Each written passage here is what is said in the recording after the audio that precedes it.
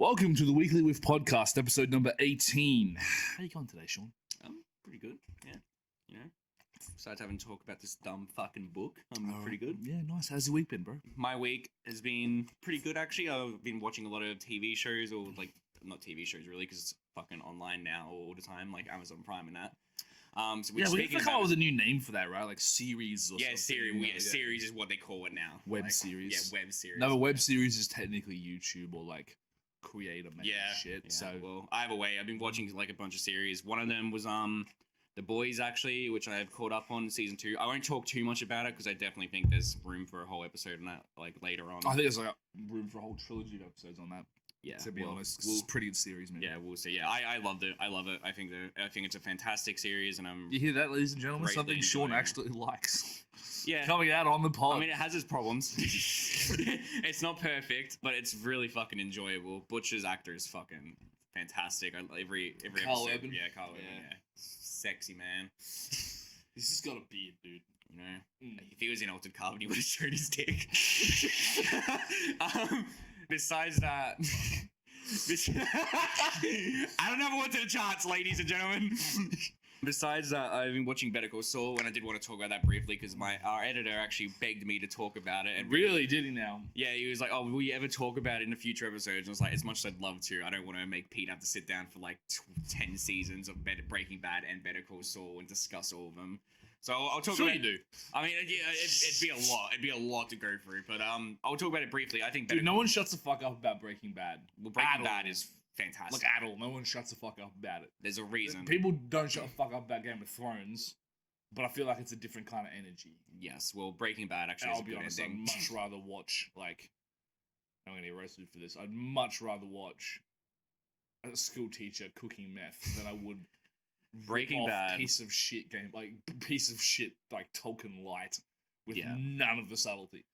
Yeah. Anyway. Game of Thrones is not for me, but Breaking Bad is absolute perfection. But it's character driven, the dialogue's decent, actors are fantastic, visual presentation's great, story structure's on point. Yeah, it's all there. It's a fantastic story, and by all accounts, a spin-off series about a side character. Great. You'd probably think it would be the lamest thing ever, but holy fuck, Better Call Saul is like honestly one of my favorite shows ever at this point. And briefly, why? Well, briefly, why? That all fits in that. It's pretty much. It's yeah. I was watching that. I was like, fucking hell. He just like poured all his coke into a massive fucking like beer jug. Stein. It's fucking hilarious. Better Call Saul. The brief like reasons why I love it is basically it's the exact same reasons why I love Breaking Bad for the most part. It's character driven, great acting, but it's a lot more of a slow burn than Breaking Bad. So I feel like there's not much overlap. Isn't Breaking Bad pretty slow? Not as slow as Better Call Saul. Like Breaking Bad is pretty fucking intense and like action driven at points. Honestly, like it's pretty slow, but it's not a slow burn. Better Call Saul is like real fucking character driven, like drama, like real slow episodes. Sometimes some action episodes. Season 5 was fucking intense, like in terms of stuff. But yeah, Better Call Saul, fantastic. Like it is the only time I can think of where a series has done a spin-off about a side character. And I haven't thought it was the fucking dumbest and most pointless shit ever. I'm watching it and I'm like, this is fucking incredible. This is almost better than the original show for me. What's the name of the writer? Vince Gilligan, I think. Gilligan, right? Yeah. I believe that's his name. I may have just butchered that because I think I always butcher his last name. Yeah, that's fine. But he's fucking fantastic. He's like some of the scripts he's written for the episodes are just a joy to read as well. Like he really. So he writes all of the episodes. It's not split. I don't know if he's written every single episode, but I know he is like the writer, and like this is all his. Like he's one of the few exceptions where like a script writer was basically allowed to be the director as well because he was just that like kind of good. And I think like it was just like they saw the script and they saw his style and they were kind of like, yeah, you seem to know what you're doing. You can take the leads a bit, and it's good that they let him because he's fucking fantastic as a director as well. So yeah, if you haven't watched Breaking Bad or Better Call Saul, we haven't watched Better Call Saul, but you watched Breaking Bad. Watch both of them; they're fantastic. Doesn't it chronologically make more sense to watch the prequel first and then afterwards? You should watch Breaking Bad first. Why? Because it's just builds up better, in my opinion. Like knowing where the characters are at Breaking Bad and where they'll go in Better Call Saul is part of the fun and enjoyment. And also, there's a lot of good foreshadowing in that, and it's kind of more just like a testament to its skill as well as a show that it can make you feel tense for characters that you know are kind of safe in the long run. but it's also kind of fun because there are characters that aren't in the main series, so it's interesting like watching that and not knowing what's going to happen with them. It'd be interesting, like, use me as a guinea pig. I watch Better Call Saul first. I wouldn't want to do that because I genuinely think, because it does also kind of have brief spoilers, or like it does kind of go over things that are explored in Breaking Bad later on as well that might ruin tension. Right. Gotcha. I would genuinely be interested in knowing if someone has watched Better Call Saul. I'll be the guinea pig, dude. No, I don't want to make you the guinea pig there, because you need to. I feel like you do need to watch it in the order it was released. But I would genuinely be fascinated in knowing if someone is watching Better Call Saul but hasn't watched Breaking Bad. If you are that person, you're watching this video, I would love to know what you think of the show and why you're watching it, because there are so many references and foreshadowing towards Breaking Bad that it's such a weird experience to watch that show first and not Breaking Bad. I'd be fascinated in knowing what someone that is doing that would think of the show. Yeah, that was my week basically, and cool. I did that, Tim. So can't say I don't do nothing. Leave him alone. Yeah, exactly. Yeah, fair enough. Don't fucking contact me on my off hours ever again. Your off hours. Like 1 hour every 2 weeks. Wow, what the fuck? Takes a lot out of my schedule. Yeah, all right. My week's been good, man. I've been playing Ghost of Tsushima. That's a really cool game. I really enjoy that. Thanks for lending it to me. I'm very impressed with it. I got back into my writing groove today just to prove myself I can do it. So that's nice. Working, obviously. That's another Maybe thing. by the time this episode comes out, one of us will post a something Tumblr. Just maybe. An episode came out recently where I said, like, oh yeah, hopefully by the time this episode's out, the thing I'm writing is out. And it's not out. I was like, I was like, shit.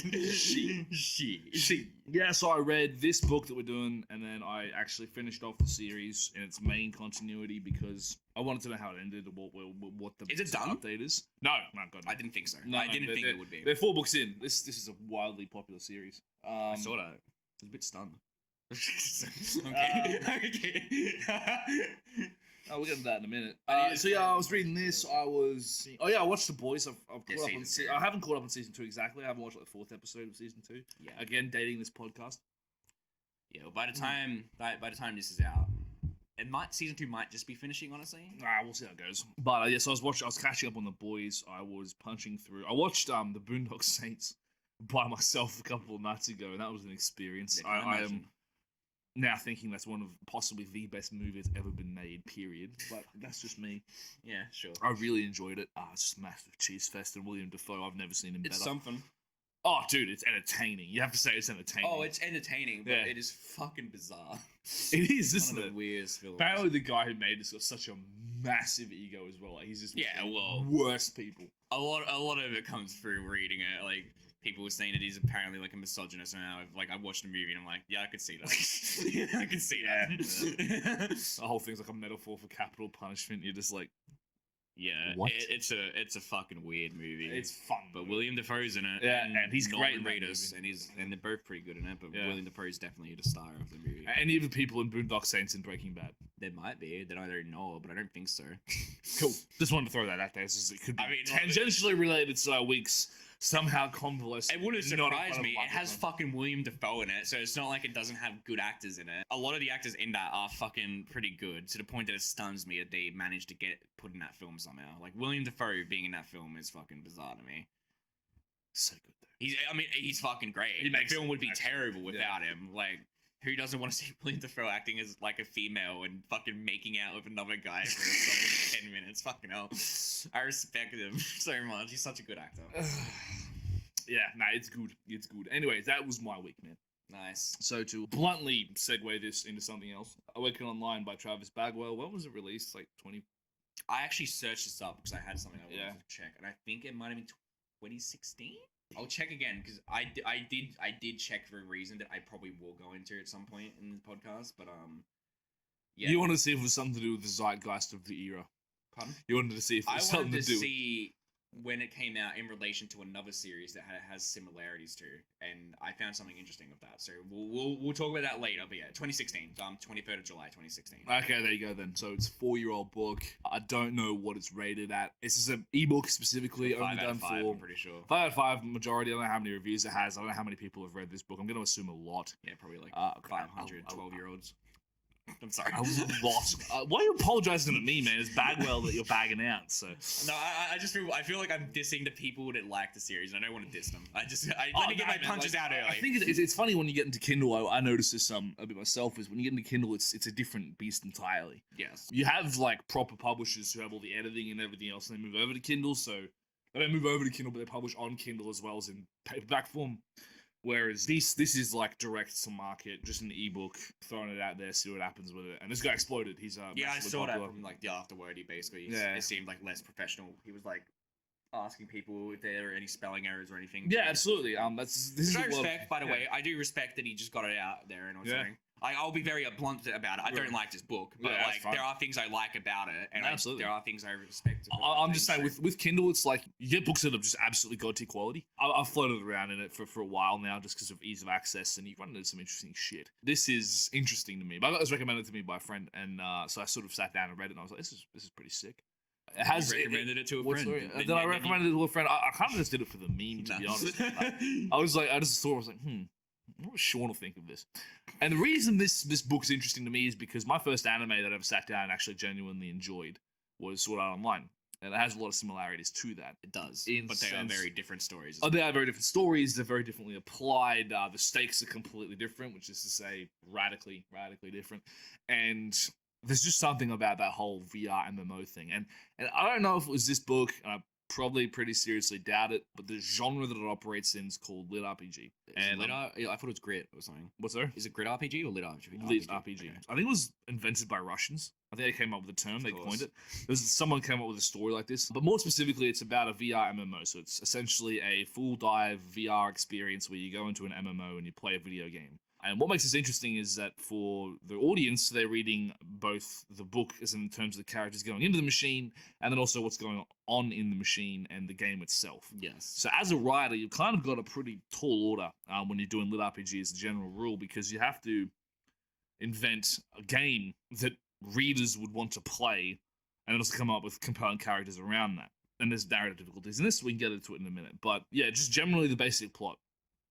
The basic plot? The basic plot. Shaun, your thoughts, please. My thoughts? Basic plot, 12-year-old fucking... I think he's like 17. No, he's 12. 12-year-old edgelord fucking school shooter wannabe, gets upset at school and escapes into video game to not confront reality, is basically what this book is for me. Except it's not. There's a lot more to it, and I'm just being a fucking dickhead. And while he's in the game, what happens? Yeah, while he's in the game, what happens? He takes over one of the cities. He becomes a necromancer. He becomes really fucking scary, honestly. Like, he talks about wanting to kill people a lot. It's like, what the fuck is wrong with you, dude? He massacres all of the nobles in the city, and then NPCs. NPCs. It's still pretty, like, at that point, it's still questionable whether you can just, like, dismiss it like that. But the game is described as being incredibly lifelike. All the NPCs have, like, it's essentially just an alternate reality. It is essentially just an alternate reality, and I don't think this game would ever have been allowed to exist, but, like, in any fucking sense of the word. But also the entire plot is set in the future somewhere. I know, but I still don't think even in that future they would let a game exist that doesn't let you turn off the pain, or because like they pointed out you can only minimize the pain. They never say you can turn it off completely. They say you can just minimize it. That doesn't seem realistic to me. It's like, nah, sorry. I can believe that there's a way to turn on the pain, like in Sword Art Online, for example, but I do not believe that they would let a game come out where the pain is required. You cannot turn it off. That's just too much, in my opinion. But and besides that, though, he takes over the city, becomes like a fucking massive necromancer, fucking zombie overlord thing, and then he fights his school bully in the video game and wins. Oh, he barely wins. Riley wins. Yeah, fair enough. He doesn't really do much. Like, he doesn't win. Like, he lost basically, and then Riley bullshit and won. Deus Ex. Yeah, Deus Ex Riley. Yeah, right, Reggie. So that's more or less the bones of it, ladies. That's the bones of, like, that's the general outline of the plot. But it's a reasonably straightforward one. There's some side quests and stuff that he goes on sort of midway through the book, and then he's bouncing in and out. So he gets into a fight, or this bully instigates this fight in his school. It's not barely a fucking fight. The bully just fucking knocks him out. Whatever. Yeah. And he goes in the school principal's office, tells his principal to go fuck himself. Yeah. Goes back home. Parents kick him out of the house, so he goes and lives with his aunt. and then starts making money inside the game to actually continue. He makes like reality. fucking $5,000, like $7,000 off of a virtual game, and I'm like, I'm not. I also want to make this very clear. I'm not roasting the book for unrealism here. I fucking believe strongly that could happen in the real world. It's just the fact that it happens that I'm laughing at. There's like a fucking hilarious dialogue where he's like to his eyes, like, "Yeah, I made some money playing the game today." And I was like, I wouldn't tell my relatives I was making money off the game. I'd say I fucking made it. I got a job somewhere or something. Yeah. I'd fucking hide that to fucking till the day I die. But yeah, the basic plot is that he just becomes empowered by the game. And there's a girl that he likes that's somehow into this Alex guy, and there's all this shit going on. She's getting blackmailed, basically. Well, yeah, she is, but like she watches all the stuff goes on. She's trying to be nice, and then gets fucked up, and then she's like, it's this is all like this all sort of gets parked in like the last third of the book off memory. Yes, it really does. Yeah. It's an interesting read because there are things I genuinely find fascinating about the book and things I like, but I fucking cannot stand the characters and the dialogue at all. All right, let's get into the dialogue first. Why is it bad? Because it is written like a fucking edgy 14-year-old. Like, every line is so fucking cliche and stereotypical. I keep quoting this line to everyone when I'm talking about this book. There is a literal line where, like, Jason says, why can't any of the girls see Alex for the douchebag that he is? And that just basically sums up what kind of book you're getting into with that line alone. That is so fucking bad. Like, and every dialogue line is just like that in the book. It's so fucking bad. It's not subtle at all. It's really fucking edgy. Like, there are lines where Alex says, like, I'm gonna kill this guy for making me do this or something. And it's like, dude, calm the fuck down. It's really just like... It's documented in there that he kills pets. That's Alex. I was talking about Jason. Yeah, like, Jason says that. Like, that's also fucking cliche and dumb as well. That, like, the bad guy kills pets or something. Yeah. It's a real cheap way to be like, this is the bad guy. He's this crazy man. He kills pets. Yeah. You don't like people to kill pets, do you? It's just there's a lot of fucking really bad cliches and just tropes that are just like, reading it's painful at times. Like, I'm just like, oh god. And yeah, and its characters are poorly handled as well, but like, yeah. And thankfully, to the book's credit, for the first half of the book, there's very minimal dialogue going on after, like, they've actually gotten into the game, so it makes it a bit easier to read, because I don't think the author's writing style was bad or anything. I think he does a pretty good job describing things and giving you an idea. I think some of the paragraphs are a bit much, and I do kind of skim over some of them, I won't lie, but I do think that there are interesting ideas there. I think in terms of tactics and kind of explaining the game system and that, he actually does succeed at creating a very good game and making a good world that's interesting and does make you want to play the game as well. But in terms of the other thing that you mentioned earlier of like needing the good game and the good characters around it, I would not say that he has the good characters. I didn't say the characters were a prerequisite. No, well, you did. You said earlier that, like, to make a good, like, a book like this, to make a good one, yeah, you need to be able to pinball it. The thing is, how much a lot of other people do. So there's been a lot of clones of this particular series, and a lot of them get around it by just having, like, it's a completely different reality or it's a completely different world. Or that the characters just go into the pipe at the start of the game and they don't leave until the end of the book. So the whole story is inside the game, pretty much. I think that works better in a lot of ways. And I think, like, I said offhandedly that I'm not sure if I prefer this or Sword Art Online's first season. Let me be very fucking clear when talking about this as well, so that no one says anything in the comments. I fucking hate Sword Art Online. Yeah. I am not fucking praising Sword Art Online at any point in this episode. I'm just merely talking about in comparison between the two, because there are a lot of similarities. Yeah. And I do think that in a lot of ways, this guy definitely was kind of inspired in some way to it. I think so, yeah. Yeah, there are some things that are very clearly kind of anime-ish in this book. Yeah. And so yeah, I just want to make that very clear. I don't like Sword Art Online. I'm not praising it in any particular way. However, when I'm talking about these two together, I'm mainly talking about the first arc of Sword Art Online. So the actual Sword Art Online. Everything after that is fucking god-awful. The first arc of Sword Art Online is decent, in my opinion. I don't think it's good. I don't think it's bad. And comparing the two of them, Sword Art Online doesn't have great characters, but there are some fun and kind of colorful side characters that do get brought in every now and then. And on top of that, the flow of the story doesn't get disrupted by Kirito going back to the home world and dealing with his family life or the school bully or like any bullshit in between. And I think that really fucks with the flow of this book, because a lot of the time when you go back to the real world, it's like a lot of the dialogue with the actual people and Jason is not good. He's like, the characters, the people he talks with just don't feel real. The adults especially just don't feel real. They feel robotic almost, some of their responses. Like, Jason's dad doesn't feel fucking human at all. Like, his mum as well feels too stereotypical. She's like, oh, I don't want to kick him out of the house. That seems a bit too much, dear. And it's like, no, he needs to learn. We did so much for him. He needs to know what we've done for him. And then at the end, they have the robotic kind of apology where they're like, we're sorry, son. I'm proud of you for being an RPG player. It's like, cool, I guess. Alright. Anyway, yeah, so I think that fucks with the flow a bit. However, I do see why it's necessary in this book as well, and I get what this book is going for thematically, which we will talk about later, because I do think there are interesting things with its themes. My main argument is that its characters aren't handled well enough for the themes to come to fruition or whatever. Cool. So let's start with Alex, main antagonist. Yes, the warrior of light. Oh, fuck. Alexion, he calls himself. Alexion, yeah. It's so... Alex is he's too comically evil for me to take him seriously. Like I said, kills pets. His dad's like the CEO of something. Cerulean Entertainment, who made the game. Yeah. He's like a bully. He fucking trips over Jason and says, you might want to steer clear of Riley. She's too good for you or something. Fucking like punches him, blackmails the whole school into like not saying anything for Jason basically, or like implies blackmails him. Blackmails Riley as well. It's too comical for me to take him serious, especially the bit where he's like in the strategy meeting in the game and he slits the guy's throat or something. I'm just like, fucking hell, the fact that you're like more over the top than Jason is fucking ridiculous. Like, holy shit. Yeah, Alex it's too comical, so I just like read his like interactions and I don't feel pissed off or anything. I'm just like, you're fucking hilarious. Fair enough. What do you think of Alex? I think he's just, I mean, he's a collection of tropes. He's a meme. He's a meme. He is a meme. I did read from a brief, when I was looking up stuff on it. Apparently, he's still being used in the series later on. He keeps coming back. He's still the main antagonist. He's the main antagonist. Yeah, dude. Fucking hell.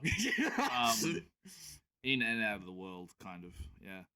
All those other complications get into this. So at the end, I'll just tease out some of the shit that actually happens later. You will laugh harder. I'm glad. I swear, if you think this is bad, wait till you hear what happens. That's kind of what I'm looking forward to. I want to know. Yeah, so Alex is pretty much, he becomes like the god of light. Actually, I want to make this very clear as well. I don't fucking believe that this guy plays games in his spare time, that he plays MMORPGs or anything. He's way too cool, quotation marks, to be like, I'm going to play this VR game or something. It's too unbelievable for me. And the fact that he makes Riley play the fucking game as well, it's like, dude, you're a fucking loser. What the fuck? How are you a cool guy? How are you not getting kicked in the fucking ass like every time you go to school, dude? You're a loser. I was reading the first bit of the book, I was like, how the fuck are these characters going to stay relevant to the rest of the book? And then I was like, is Alex going to be in the game? And is he going to be playing the game? Because if he is, how the fuck am I meant to believe that this dickhead plays video games in his spare time? That's something that stood out to me, and I just wanted to get that out of my system first. All right, Riley. Riley, once again, she's too she reads like the Japanese schoolgirl archetype, but a Westerner's trying to write her. It's too comical for me. Like when later on when she meets Jason, she keeps like looking at her hands and looking down. She's like, I'm sorry for betraying you, Jason. Like I said, it's pretty much the same case with all the characters besides Jason. Probably like there's a lot more I could argue about with him, but like a lot of the characters are too comically like all in on their tropes that I can barely take them seriously. So they play straight way too hard. Straight as an arrow. It doesn't even play it straight. Like it's almost like it's fully like believing that these are good characters. Almost like I playing it straight would imply that it's kind of like it's aware, in my opinion, of what it's. No, it's exaggerated. It's exaggerated. Yeah. So the whole thing of like with tropes. Exaggerated. Oh yeah, that's exaggerated. Yeah, you're right. Yeah. No, you're correct. Yeah. So if you play it straight, it's just like this is it. So, yeah. You know, it's the rocket backpack, right? So the jetpack. Like if it's a jetpack, it's like that's a jetpack. If you explain why there's a jetpack, it's like it's an explained trope. If it's not a jetpack, if it's what's the logical opposite of jetpack? A down pack. Yeah. If you have a down pack, it's like that's inverted, right? And if you play it straight, it's like it's jetpack. Right? So school bully, they're just collections and mishmash of tropes that are played very straight. Yeah. The whole way through, and what makes storytelling interesting in a lot of cases is. Sorry, just remember the line. Yeah, that's all good. Playing with the tropes makes shit interesting and keeps it fresh for the audience. Yeah. And what you're arguing is it doesn't do this. Please, sorry. light us up. There's a bit at the end of the book where Riley and fucking what's his face, Jason, like at the cafe or like the Starbucks, basically, fucking bubble shop, whatever it's called, and they're getting like coffee or something, and Riley's like fully explained the story, and she wants Jason to trust him more, and then Jason says like, well, you know, if you want, you can come back and help me run the Twilight Throne together, and she's like, really, you trust me that much? I actively screamed, it's a fucking game! What do you mean? Why is that such like a sign of trust or anything? Why do you care? It's a game. There is no stakes. I don't need even to be here at this point. You can just carry the bond.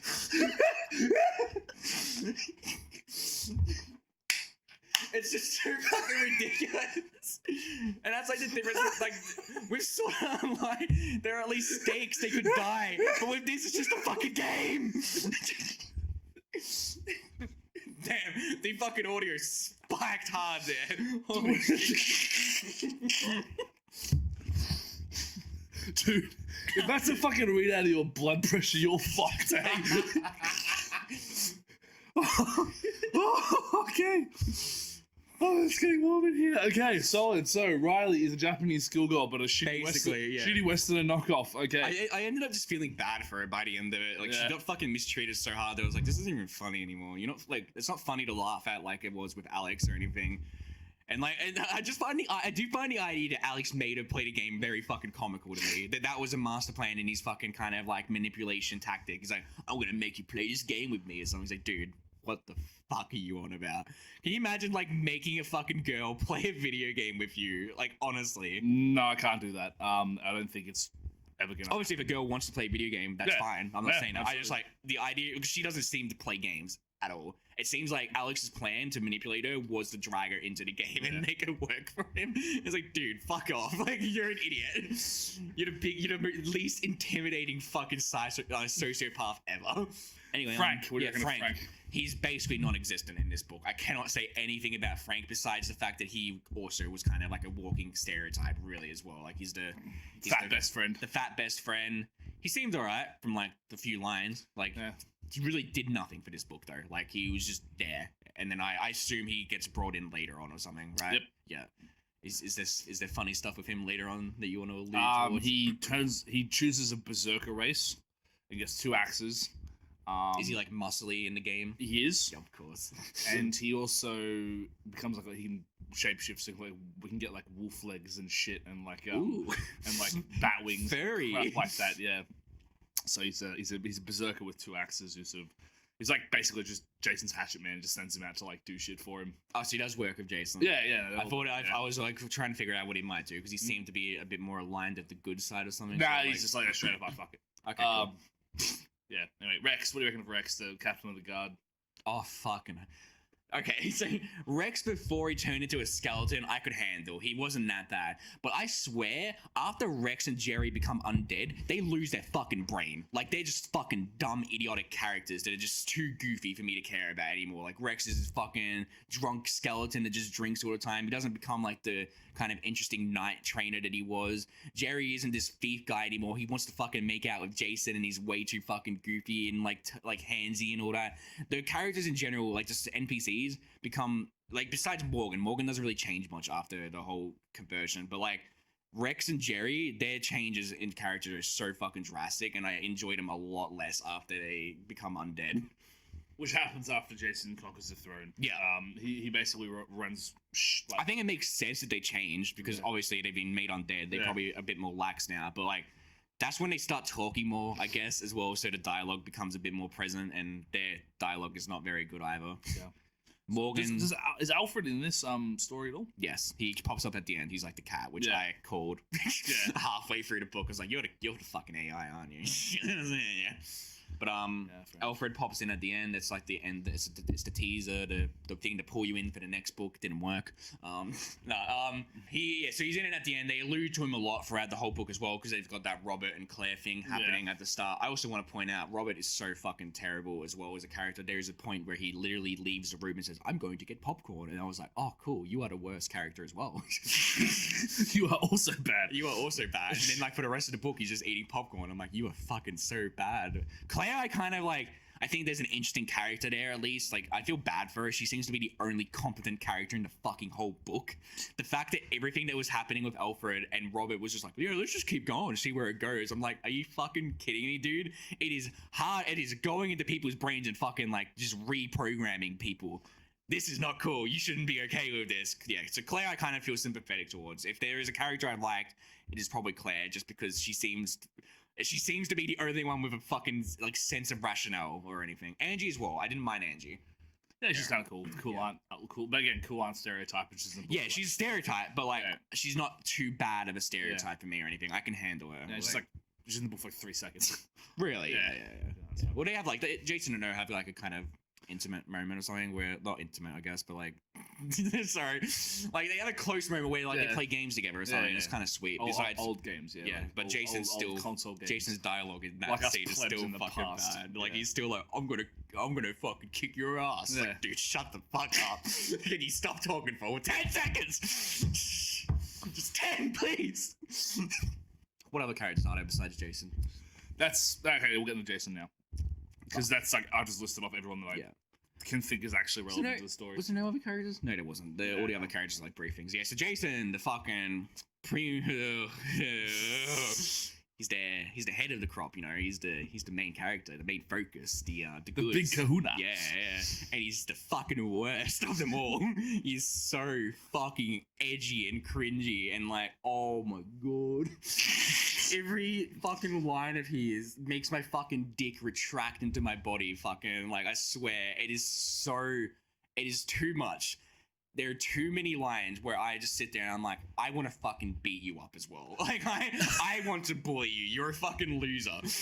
Like, and it's so unbelievable. There are so many lines where he's talking about wanting to kill the NPCs because they've wronged him when they haven't done anything to him. And then, like, he has this fucking vendetta, like he goes home and he's basically just fucking gamer rage after like saying fuck you to the principal, and he's like, I'm gonna play this VR game in peace and not think about anything. He's too edgy, too angsty. I can't handle it. I fucking cannot handle it for the life of me. It's too fucking much. What do you think of Jason? Oh, he's an interesting dude. I think, as I said, I was saying Shaun earlier before. I was like, this guy is just a wannabe school shooter. He really is. He hasn't got the drive. No, I'm sorry. School shooter's not funny. No, because I said he hasn't got the drive, and I want to make it very clear. I don't think people need the drive to be a school shooter. That was a joke. Let's not dwell on that. Let's move on. Welcome to the Weekly Whiff podcast, episode number 18. I'm pissed off. Don't you dare leave this room. I'm not leaving the room. Oh, I was probably just gonna rip my shirt off. I'm also stretching. Why? Oh, mate. Talking about Jason gets me all hot and bothered. Can't relate. Can't relate at all. You've never been more flaccid on this podcast. I'm very passionate about this topic. No, so I think that he is designed to be a character for... I'm sorry, dude. I've broken Pete this episode. I look at you, I just can't. I've broken Pete this episode. He's designed to be a character. This episode's wild. He's designed to be a character that people, readers, can project onto. Yeah, I could see. So, 18-year-old guy, dark hair, whatever. He sort of gets saddled into this game. The AI, that is to say, the thing that controls the entire world, takes a very intimate interest in him. First couple of moments in the game, he beats his fucking secretary, principal like into principal. It's like she's the secretary, assistant receptionist, principal person. A version of that in the game, kills her with a rock, and then gets approached by the Dark One, and then says, "Yes, enjoy the darkness. You know, you can be the guy with darkness." And he's like one of the very few who does the darkness thing. Comes a necromancer. No, well, it takes him some time first.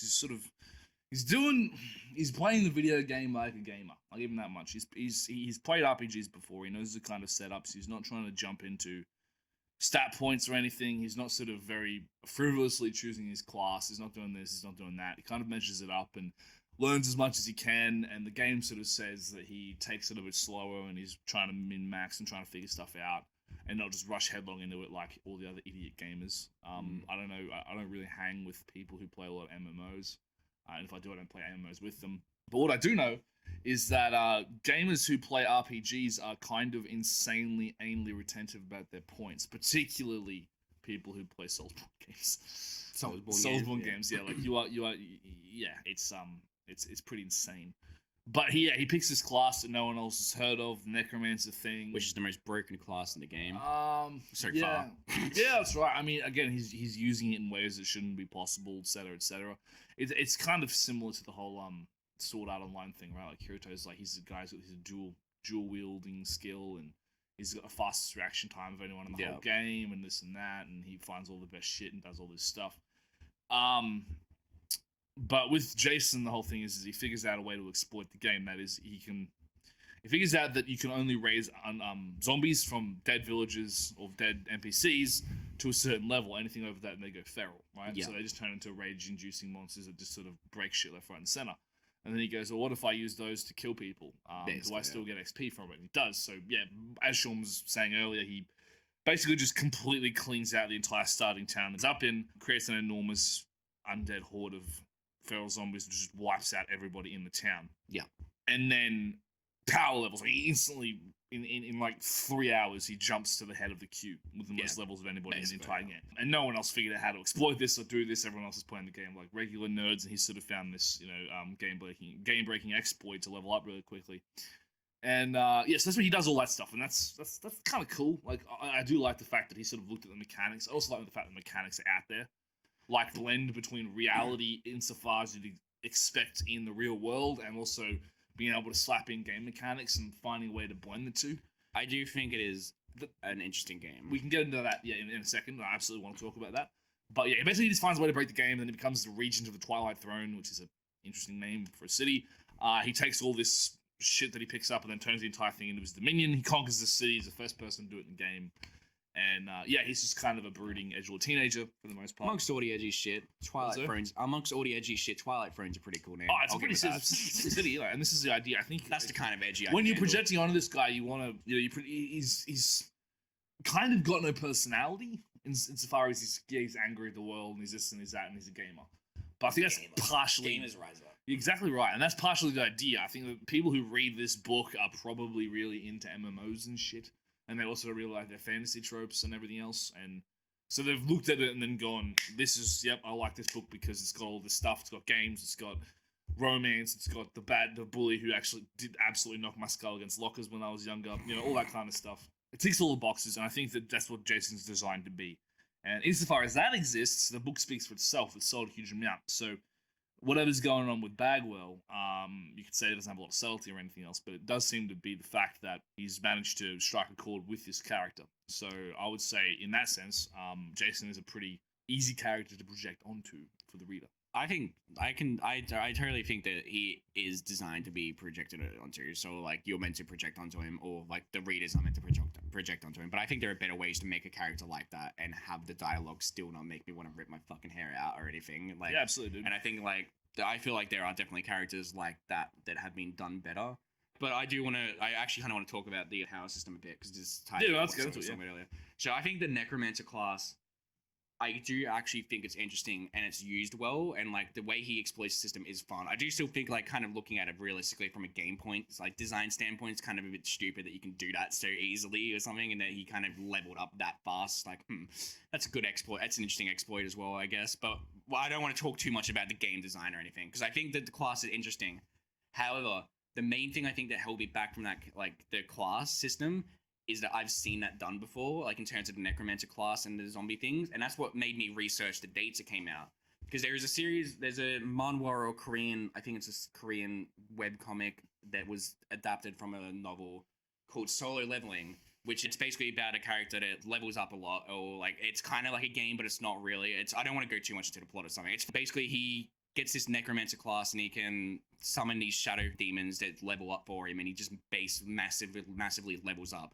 And it's very similar like to this. I was reading like, which one came first? Solo Leveling came out the first novel came out 2 days after this came out. So I thought it was really fucking hilarious. I was like, wow, they came out right next to each other. That's fucking wild. Two like similar novels or something. But yeah, Solo Leveling has a similar kind of class system where it's like him summoning like dead minions and that, and like just massively leveling up. So I was impressed, but I was kind of like, I've seen this before, so it's nothing outlandish for me or anything. But because they came out around the same time, I'm kind of like, yeah, okay, cool. So there isn't a chance he was ripping it off or anything, obviously. So I won't dive into that conspiracy theory. If you like this, you might like solo leveling a lot as well, actually. Like you especially. Solo leveling's got some great action choreography. I don't think its characters are that strong either, but it's got some real fucking fun fight scenes in it. But it was like a Korean version of a light novel, yeah. Yes, so it's not a light novel. It was a Korean novel originally, right, and then it got a webtoon or something. Like I think it's Korean and it's being translated. It's fucking wild. It's weird. It is weird. There's ways to read it though, and it's really well loved, and I think it's fun. But yeah, we won't. I don't want to talk too much about that. I just wanted to mention that briefly. Yeah. But in terms of that power system, I think it works really well, just as well in both series, honestly. So that's why I would recommend reading the other if you liked it in this. And I think watching him level up is fun as well, and seeing him grow in terms of like his skill tree grow and how he does like attribute his stats goes a bit too far into willpower at a certain point. I kind of look at it and I'm like, dude, you'll get fucking killed instantly if you're ever in a fucking actual one-on-one fight, dude. Like, please. But yeah, and I think that's good. Like you said, you can tell that he has played the game. He does know how to play the game, and I think that is good. For when you're making a novel like this, you don't want to read a novel where the author clearly doesn't know how this game work or anything. Yeah, absolutely. And when the main character is clearly like not even playing the game or something, like it's just like bullshit, and he's somehow beating the game because the author doesn't know how the game works. But because the author knows how the game works, I would say there's a stronger identity of game in this than there is in Sword Art in some cases. There's more of a focus on the actual nuts and bolts and numbers. The skills, Sword Art isn't really focused on the game. It's way more focused on like the fantasy of being put into the game or whatnot, and like or fantasy, because it's more like a kind of horror fantasy, really. Absolutely. But and that's kind of why I think the first season of Sword Art's a bit more interesting, because I think its story and characters are more interesting. If we were talking about the game itself, then I'd probably say the game in this Awaken Online is better designed. Yeah. But I do think with I think Sword Art Online's game design is just decent. It just seems like a kind of fun VR game that you'd want to be put into. But like the thing that makes me like Sword Art more is just some of the characters are enjoyable. And there's stakes. And there are stakes as well. Yeah, yes. that's right. It does feel like there is something that you could lose in like Sword Art, whereas in this, your life. In the first arc, right? Whereas in this, it's kind of like, 3 hours respawn time. Fucking hell. That's right. There's the other thing as well, like the machine exercises people. Yeah. While they're like lying down, it's like you actually. Yeah. I assume that's probably going to be a big thing later on, like those weird stakes, like Alfred will fucking. Well, actually, I'll tell you what happens. At the end of the second one, because this will make you laugh. Spoilers if people haven't read the second one. And care. What happens? He's fucking up Alex a lot in the game. Like he's getting more and more powerful and everything else, right? And wait, before you go further, does Alex keep respawning and fighting him over and over again? Yeah, he keeps trying to figure out a way to fuck him over. Oh, that's fucking hilarious. So the shit's happening. I think there's like some real life I don't remember. There's some real life interactions that really get Alex pissed, and he sends 2 guys to kill Jason in his bed. And then Alfred comes into the machine and gets in he actually takes control of his body and then fucking kills both of the guys with the fucking knife. What really bad, yeah. What the fuck? That's the end of book 2, my dude. Holy shit! Oh my god, that's fucking great. That's gold. That's fucking hilarious. That is the funniest shit. I told you you'd like it, bro. Oh god. People outside our house probably think I just got fucking murdered or something. Yeah, no. Anyway, so that happened. Anyway. Oh, fuck, that is fucking hilarious. That's great. That's great. That's gold. Yeah, so it goes on. And then by the end, I'll go on to the 4th one. There's actually something funny about reading this. Reading this made me want to read Shield Hero more. Yeah. So because there are a lot of similarities where the main character of Shield Hero is kind of like starts off a bit edgy and angsty and doesn't like people at all, really. But and I think that's kind of the difference between Shield Hero and Awaken Online for me, is that whereas Awaken Online, the character's growth and change towards the end of the book, like his change of personality, quotation marks, makes sense from what the book's going for, which we will talk about in a bit. In my opinion, Shield Hero does the change better, where it is more subtle and it is more about the main character actually starting to care about the people around him and starting to realize that his perspective isn't the right perspective and that there is more to the world than what he was initially pushing forward, Mm. and you see that growth and change over time. Whereas with this, you don't really see Jason change or anything. He, like, it kind of skims over it, and Jason just keeps saying, like, I don't care anymore about Alex or anything, and then he's like, I want to kill Alex, and then It keeps the thing with this story, and the game is designed to make you a better person. Yes. As well. So the whole thing is that it's and I find that interesting, honestly. Yeah. Like, I do think that theme is interesting. I want to stress that right now because I kept reading this and I was worried if someone who's read the book and is watching this is screaming at me. There's a reason why he's edgy. I totally get the reason. I just don't think it's done good. The thing. But yeah, you keep continuing. Oh, no, so essentially the idea being that so Jason's allied with the dark powers, right? So the idea basically being that he wants power. He gives in to his desires. Oh, it's just more like he just wants power, and so the whole point is like outside of his life, everything's going to pieces. He's lost his home. His parents don't like him. He's getting bullied, and fucking this girl doesn't really want anything to do with him, or she's being blackmailed, whatever. Fuck it. So he wants power, so he goes into the game and he gives it to him.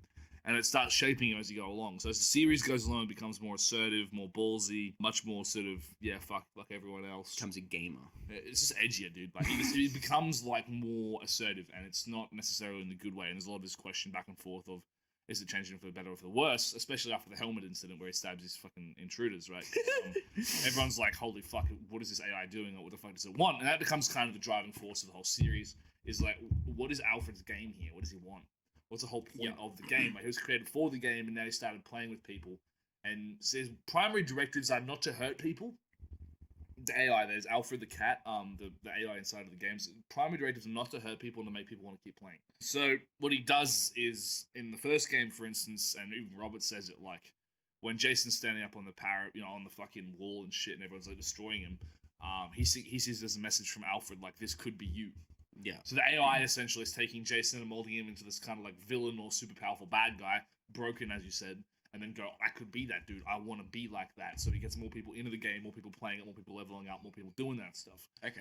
And what you also get into later on, it was interesting, is that fucking George, Alex's dad, designed the AI to try and fix his son. He needs something to fucking help him out being a sociopath. So as you go along, the whole idea is that, so Alex is allied with the light, which is like, the sunshine and daisies, the holy magic, whatever. Fuck it. And then Jason's like on the dark spectrum. So obviously Jason's our protagonist. He's the good guy versus the bad guy who's like the light, the kind of crusader type dude, and they bounce off each other and they're obviously opposed. But what's interesting is how the game itself actually plays to those characters and what they sort of want. And this is where I think there's a little more subtlety. It's not huge, but the way that the game actually actively changes, and this idea that there's an AI who's actually trying to help people or get more people to play the game by shaping the narrative of it's pretty meta actually, think about it. Shaping the narrative of the game to reflect the actual life of that character outside of the game and how it changes them.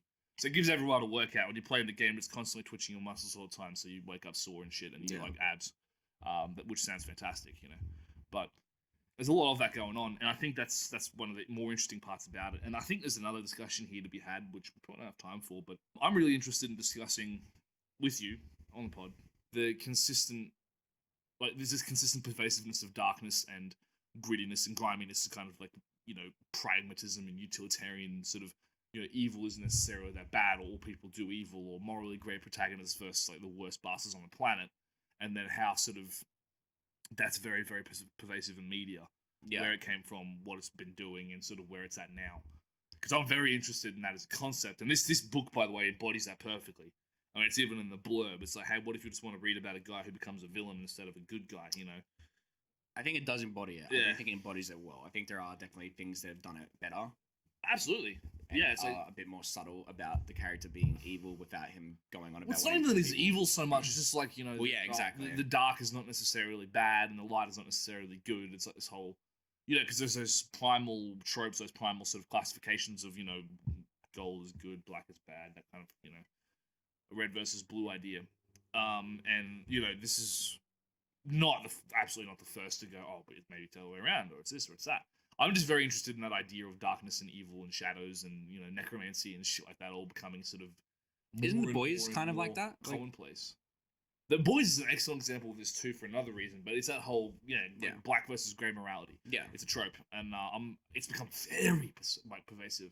I was bagging out Game of Thrones earlier. Yeah. I'm absolutely... Well, as people, like in terms of arts, I think we've just become more interested in having more complex like characters in terms of like, well, we've all seen like the goody kind of hero character a lot by this point. So now in modern days, in my opinion, we just want more. We want different, and different is having kind of unlikely heroes, really, or like kind of the morally corrupt like heroes, or the morally questionable heroes, or something. Yeah, but that's been around for ages, man. I don't, but Frankenstein and shit. I don't think it was as relevant like until today. Like Frankenstein is way different because that is just like kind of, you could argue it's Byronic hero tragedy. Yeah, not here. But like lately, like we get more like kind of anti-hero like stuff, like the boys, absolutely. for example. Like, none of the main characters of the boys, like, oh, besides Huey, questionably, like there's something different. But like Butcher is the main character for, really, for the boys, and you wouldn't say he's a good person or anything. Yeah. But like the thing is, like, there's the greater evil of Homelander and the other 7, and the absolute bastards versus the guys who are mostly bastards. Yes. No, I'm very interested in that whole aesthetic, man. I'm very interested in why that's the case, and I'm wondering why it's becoming more and more commonplace. And I think that becoming edgier. We are, but we're not, man. Like, I think that I don't know. Personally, I'm really interested in seeing a reconstruction of the classic hero, as in not the classic heroes in like the Greek sense of the word, but the knight in shining armor, the white knight paladin, that kind of thing, because that's so old hat now. Like, if you try to write and I was thinking about doing it, if you try to write a story like that, people will just go, this is not boring, this is very boring, because it's like none of it's interesting. We don't really care about the guy who's on the white horse trying to save the princess anymore. Fuck that guy. He's a fucking, he's a simp. Yeah, more or less. We're not interested in that dude at all. Who cares about him? Yeah, we want to give me Jason. Give me Edgelord. Yeah, exactly. Give me someone who's like interested in power and wants to use it for the right reasons, is willing to get his fucking hands dirty and this and that. And I think there's a mistake in equating the ends for the means. This is where I think utilitarian comes into it. It's a numbers game. It's like, okay, so I need to save all these people, but I have to kill these 3 people to do it. And protagonists back in the day never would have done that shit. No. Yeah. But now it's like, well, man's justify the means. I mean, I am the. This is more realistic, like, in my opinion, the main characters we have now. Not everyone's perfect, and I personally am fine to keep having more questionable characters, because I find that more interesting. I don't like having characters that are too morally correct all the time. I'd much prefer characters that are. I agree with you, man, but I think it would take someone with much more skill than I, even if I tried at some point, to put together that whole thing of reconstruct the class, the knight, the adventurer, the hero, reconstruct him, because anti-heroes have been around for ages. I mean, it's sort of come out of that Batman Punisher era and superheroes, in the 90s, when everyone was getting super edgy and weird and fucking dark, and there's like weird shit going on, and a lot of people confuse filth for complexity, as a friend of ours likes to say. And I think Game of Thrones might have this as well. I'm not sure. I don't know. I haven't seen it. I refuse to see it, and I'll probably get roasted for it. But my feeling is that everyone in the comments roast Pete, not me. My feeling is that there's a very large focus on this is the cool, edgy sort of whatever, and I'm all about that. Like, as I said earlier, I am an absolute sucker for anybody, in a general rule, as a hero who's kind of morally questionable and wears a long black coat. But the point remains is I'm noticing this is becoming more and more commonplace, and this book is an excellent example of that. Yeah, I think it's quite common. So yeah, and it's just interesting that sort of theme ties into this whole story, and it kind of drives it, and it's one of the selling points of the story, and I find that quite fascinating. And I did enjoy this book when I first read it on a reread, and also some of the points you've brought up. Yeah, it's pretty fucking funny. I did want to actually just say a few more things actually on like the book's themes, because like the idea of changing you as a person, because I do want to actually acknowledge that the book does have a good idea, and I think that there is so it keeps using the word catharsis or catharsism, and I think that's the name of the book, right? Cathartic? I think the first one, catharsis, yeah. Yeah, catharsis. And I think that's actually a really fascinating theme for this book, like the idea of kind of like the catharsis of playing the game or something, really, or like, I'm trying to think of a way that like isn't edgy of saying it, but I don't think there is actually a way, like, but like of just fucking venting in like the game or something, and like, going up and killing a bunch of NPCs in a video game or something. It's cathartic in a sense, I guess. And I think there is something interesting there in the book. Like, there's the potential for an interesting theme where it is about how by playing this game, Jason becomes a better person in the real world. He starts to kind of like forget his like hatred for things or something. He gets over it. He starts to kind of feel a bit better after playing the game a bit. and it's edgy and it's not subtle at all. But I do think there is something interesting there in terms of a theme of how video games kind of are that for some people. They play games to kind of get over, like to escape the real world. We'll talk about it with Stardew Valley, for example. It's a game that like you play that's meant to be about escaping from all the troubles of the real world. And I think there is I think if you're going to write a book about this, or this kind of subject of like video games and catharsis, I think there is a genuinely interesting theme to explore there. And I think this book has the potential to explore that theme. I don't think it does explore the theme well enough, in my opinion, because like I said, Jason is not a very subtle character. His transformation is not, like, you don't see it over time. Jason just remarks every now and then that he doesn't care as much anymore. You don't actually see him playing the game and kind of eventually getting over it or anything. He's just suddenly over it, really. And another running issue of this book as well is that you don't care what's going on in the real world. Yeah, and that's really, like, I did talk about that earlier as well. That the real world's fucking boring in this book. Like games, like, and it's probably a product as well, like unintended side effect of making the game so good that you don't care about the real world or anything.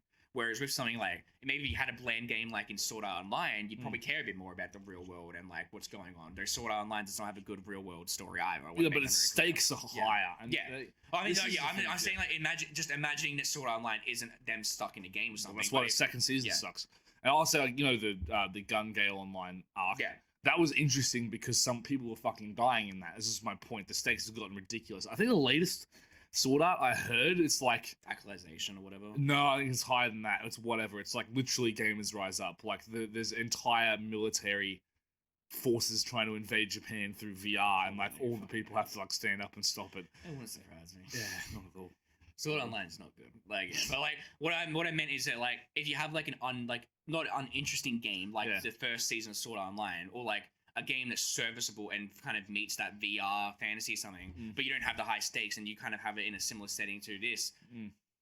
If you just keep jumping back between the game world and real world, it's probably a lot more interesting because like either both worlds are equally as interesting. Yeah. Whereas with this, the game world has a lot more thought and design put into it. Yeah. Whereas in the real life story going on is just not. It's just geared to get us back into the game again. Yeah, that's right. And maybe that's like part of the point. The whole point is that the game is more interesting, and this is that, and there could be a big masterwork. I have noticed that as you go along with the story, they obviously keep pinballing in and out, and it's interesting how that sort of plays out. Obviously with the self-defense case, and then there's like an inquiry into it, and there's like a whole hearing right at the first end. Isn't there a side book where Riley's the protagonist? Yeah, they have like side stories as well. He's got 4 main books out, and he's got like 3 side quests. There's like 7 of them now. Is there a side quest about Alex? The whole book? I don't know. I'd hope so. Okay. I want a whole book about him killing animals because he's a bad guy. You know, we don't like people to kill animals, do we, people? Leave a comment if you don't like people to kill animals. Alrighty. So, any other funny things you want to tell me about? Oh, look, dude. You know what? Read it. Find out for yourself. Better things to read in my life. Yeah, I know. Oh, it has been fun. I think we've covered just about everything, man. I've said my piece. I've said my piece. All right. So, what are you lining us up for next week, Shaun? What am I lining us up for next week, huh? All right. Next week, we're doing something fun, actually. Where are we going in genre land? Where are we going in genre land? Medium land, rather. Medium land? We're playing a video game. Playing a video game. Yeah. All right, we're playing DMC 2 and 3. We're playing a video game that I love a lot. It's DMC 3. It's a great video game. I'm pretty sure you'll actually enjoy it a lot because we're going to be playing Valhalla next week, actually. Valhalla. VA11 Hall A. Cyber bartending. Cyber bartending? Yeah. That sounds bad. We're finally going to be playing it. It's a game I keep talking about. No, I remember you talking about this. Okay, dude. I've finally caved in and I'm like, fuck it, I'm going to make him read it. It is technically a visual novel, but I'd say it's the best visual novel that exists. Thing? Pardon? It's a PC thing? Yes, it is. Okay. We'll talk about how you'll be getting it in a second. But yes, so we'll be playing that next week, or we'll be talking about that next week, and I love it. I think it's a fantastic game, and it's great. And I hope you'll enjoy it as well, but it's a cyberpunk thing, so I'm sure you'll probably enjoy the aesthetics at the very least. I definitely will. Anyway. All right, thank you everybody for tuning in. Always appreciate your support. This will be up on Podbean at some point, but please don't at me when it comes to that. Adam, I want the comments to be filled with roast for Pete this week. Or me. You haven't updated. How much screaming did you do in that pod? How much screaming did you do? I had to hold back. You had to hold back. Yeah. Dude, these spikes are ridiculous. You have any idea how much that's fucked? Absolutely fucked. It's great. Yeah, it's fun.